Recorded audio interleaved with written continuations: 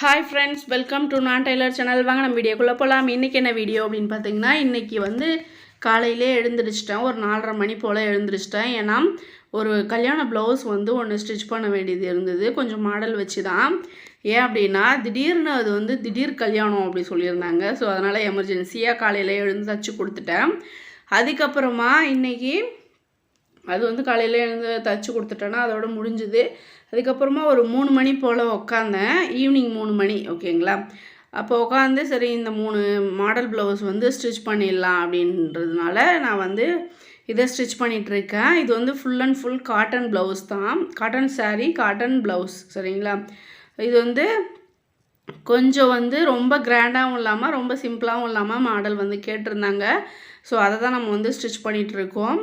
நான் வந்து ஸ்டிச் பண்ணி கொடுத்துட்டு இருந்தேன். அதுக்கப்புறமா இன்னொரு விஷயம் என்ன அப்படின்னா, எனக்கு வந்து இன்னும் கொஞ்சம் வந்து கஸ்டமர் சர்க்கிள் வந்து இன்னும் கொஞ்சம் அதிகமாக இருக்குது அப்படின்னு தான் சொல்லலாம். பக்கத்து ஊர்லேருந்து நிறைய வர ஆரம்பிச்சிருச்சு. ஸோ ஃபஸ்ட்லாம் எங்கள் ஊர், அதாவது எங்கள் அம்மா ஊர்லேருந்து தான் எனக்கு வந்து ப்ளவுஸ் வந்துட்டு இருந்தது. இப்போ அந்த மாதிரி கிடையாது. இப்போ நம்ம கொஞ்சம் ஃபேமஸ் ஆகிட்டோம் அப்படின்னு சொல்லலாம். ஸோ இதை எப்படி நான் ஃபேமஸ் ஆனேன் அப்படின்றது வந்து உங்கள் கூட சின்னதாக ஒரு வந்து விஷயம் வந்து ஷேர் பண்ணிக்கிறேன். என்ன அப்படின்னா, ஃபஸ்ட்டு தீபாவளி டைம் தான் நினைக்கிறேன். அப்போ வந்து ஒருத்தவங்க வந்து ரொம்ப எமர்ஜென்சியாக எனக்கு ப்ளவுஸ் தைக்கணும் அப்படி சொல்லியிருந்தாங்க. நான் என்ன பண்ணிட்டேன், சரி ஓகே நான் தச்சு கொடுத்துட்றேன், ஒன்றும் ப்ராப்ளம் இல்லை அப்படின்னு சொல்லிட்டேன். தீபாவளி டைம் தான், தீபாவளி அன்றைக்கே நினைக்கிறேன். அதை வந்து நான் ஸ்டிச் பண்ணி கொடுத்தேன். அதிலிருந்து அவங்க வந்து எப்பயுமே நம்மக்கிட்ட தான் தைப்பாங்க சரிங்களா. அதுக்கப்புறமா இன்னொருத்தவங்களுக்கும் நான் அந்த மாதிரி தான் பண்ணேன். ஸோ அவங்க வந்து இப்போ அவங்க சர்க்கிளில் இருந்து நம்மளுக்கு வந்து வாங்கி கொடுக்க ஆரம்பிச்சிட்டாங்க. ஏன்னா நான் வந்து அன்னைக்கு கொஞ்சம் வேணாம் அப்படின்னு சொல்லிட்டு விட்டுருந்தேன் அப்படின்னா எனக்கு வந்து கொஞ்சம் இந்த மாதிரி நிறையா வந்து ப்ளவுஸ் தைக்கிறது வந்து வந்திருக்காது அந்த ஊர்லேருந்து. ஸோ அதுதான் காரணம் அப்படின்னு சொல்லலாம். ஸோ எமர்ஜென்சியாக நம்ம வந்து செய்கிற ஹெல்ப்பு, அதாவது அவங்களுக்கும் வந்து நம்ம ஹெல்ப் செய்கிற மாதிரி தான். அது மூலயமா நம்மளுக்கும் அமௌண்ட் வந்து கிடைக்கிது சரிங்களா. ஸோ அதனால தான் எமர்ஜென்சியாக நம்மளுக்கு என்னை பொறுத்த வரைக்கும் என்னென்னா, 4 படம் நம்மக்கிட்ட கொடுத்து நீங்கள் வந்து ஸ்டிச் பண்ணுறீங்க நல்லாயிருக்கு அப்படின்னு கொடுக்குறதவங்க விட, நான் எமர்ஜென்சியாக வந்து நான் கேட்டாங்க அப்படின்னா கண்டிப்பாக நான் வந்து மாட்டேன்னு சொல்ல மாட்டேன், ஸ்டிச் பண்ணி கொடுத்துருவேன். ஏன் அப்படின்னா, ஸோ டக்குன்னு நான் அதே மாதிரி எமர்ஜென்சியாக கேட்குறாங்க அப்படின்றதுனால அதிகமாக அமௌண்ட்டு சொல்ல மாட்டேன். எப்பயுமே நான் எப்படி எவ்வளோ அமௌண்ட்டு நான் ஸ்டிச் பண்ணுவோம் அப்படின்னா அந்த அமௌண்ட்டு மட்டும்தான் நான் வந்து அவங்கக்கிட்டேருந்து வாங்குவேன். அது வந்து ஒரு ப்ளஸ் பாயிண்ட்டு. நேற்று வந்து நல்ல முகூர்த்த நாள் இல்லையா. ஸோ அதனால தான் நேற்று வந்து அவங்க வந்து அந்த முகூர்த்த நாளுக்காக எங்கெங்கேயோ போயிட்டாங்களாம். எங்கள் ஊர்லேயே கிட்டத்தட்ட ஒரு 10 பேர் வந்து தைக்கிறாங்க. ஸோ எங்கள் ஊரில் யாருமே தைக்க மாட்டேன் அப்படின்னு சொல்லிட்டாங்க எமர்ஜென்சியாக கேட்டதுனால.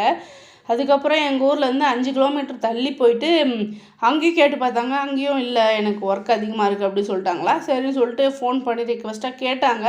அதுக்கப்புறமா சரி ஓகே எடுத்துகிட்டு வாங்க நானும் தைச்சி தரேன் அப்படி சொல்லிட்டு தைச்சி நம்ம ரெடியாக வச்சாச்சுங்க. ஆனால் நான் தைச்சது என்னவோ ஒரு குறிப்பிட்ட அமௌண்ட்டு சொன்னேன். ஆனால் அதை விட டபுள் மடங்கு அவங்க வந்து அமௌண்ட்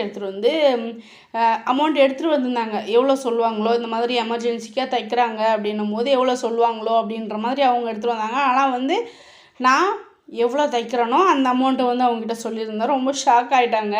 சரி ஓகே இந்த அமௌண்ட்டு தான் நான் வாங்குகிறேன் அப்படின்னு ஓப்பனாகவே நான் சொல்லிட்டேன். ஸோ இந்த மாதிரி தான் வந்து எமர்ஜென்சிக்கு நான் தைக்கிறது எனக்கு கண்டிப்பாக அவங்க வந்து நம்மளுக்கு ரெகுலராக தைக்க ஆரம்பிச்சிடுறாங்க. என்கிட்ட வந்தவங்க எல்லாமே மேக்ஸிமம் அந்த மாதிரி தான் வந்து இருக்காங்க. எமர்ஜென்சிக்கு ஒரு ப்ளவுஸ் நம்ம தைச்சி கொடுக்குறோம், அது ரொம்ப பிடிச்சி போயிடுது. இன்னொன்று என்னென்னா, முக்கியமாக நம்ம செய்கிற ஒர்க்கு அந்த மாதிரி இருக்கணுங்க. ஃபினிஷிங்காக இருக்கட்டும், ஃபிட்டிங்காக இருக்கட்டும், அந்த மாதிரி இருந்துச்சு அப்படின்னா ரெகுலராக நம்மக்கிட்ட வந்து அவங்க தைச்சிட்டு இருப்பாங்க சரிங்களா. இந்த முகூர்த்த ப்ளவுஸ்லாம் நேற்று தைச்சிட்டு இருந்தேன்னா அதுக்கப்புறமா இந்த மாடல் ப்ளவுஸ் தைக்கிறேன் பார்த்தீங்களா, இவங்களுக்கு நான் வந்து கொஞ்சம் டைம் ஆக்கிட்டேன்னா அதனால் அவங்க வந்து செமத்தியாக ஒரு மாதிரி திட்டுறாங்கன்றதுனால வந்து நான் எதுவுமே, ஏன்னா நம்ம மேலே தான் மிஸ்டேக் இருக்குது, நம்ம சொன்ன டைம் விட கொஞ்சம் நம்ம டிலே பண்ணிட்டோம். ஸோன்னு சொல்லிட்டு நான் அவங்க கூட வந்து சொல்லலை. அப்புறமா அவங்களே புரிஞ்சுக்கிட்டாங்க போல். அப்புறமா சரி 1 ஹவரில் தைச்சி கொடுத்துரு அப்படின்னு சொன்னாங்களா, டக்குன்னு அதனால தாங்க தைச்சிட்ருக்கேன். ஸோ அவங்களையும் குறை சொல்ல முடியாது, அவங்க வந்து ஒரு டூருக்கு போகிறாங்க அப்படின்னு சொல்லியிருந்தாங்களா. ஸோ அதனால் அவங்க மேலேயும் தப்பு கிடையாது, என் மேலே தான் தப்பு.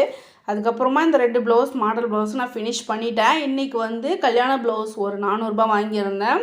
இந்த 2 ப்ளவுஸ்க்கும் 500 ரூபாய் வாங்கியிருந்தேன். மொத்தம் இன்றைக்கி வந்து நான் 900 ரூபாய் ஏர்ன் பண்ணேன் அப்படின்னு தான் சொல்லலாம். அவ்வளோதான் ஃப்ரெண்ட்ஸ் இந்த வீடியோ உங்களுக்கு பிடிச்சிருந்துச்சுன்னா மறக்காம நம்ம சேனலை சப்ஸ்கிரைப் பண்ணிக்கோங்க. பக்கத்தில் இருக்கிற பெல் ஐக்கானையும் கிளிக் பண்ணிக்கோங்க. அப்போ தான் நான் போடுற வீடியோ எல்லாமே உங்களுக்கு நோட்டிஃபிகேஷனில் வரும். Okay friends, thank you.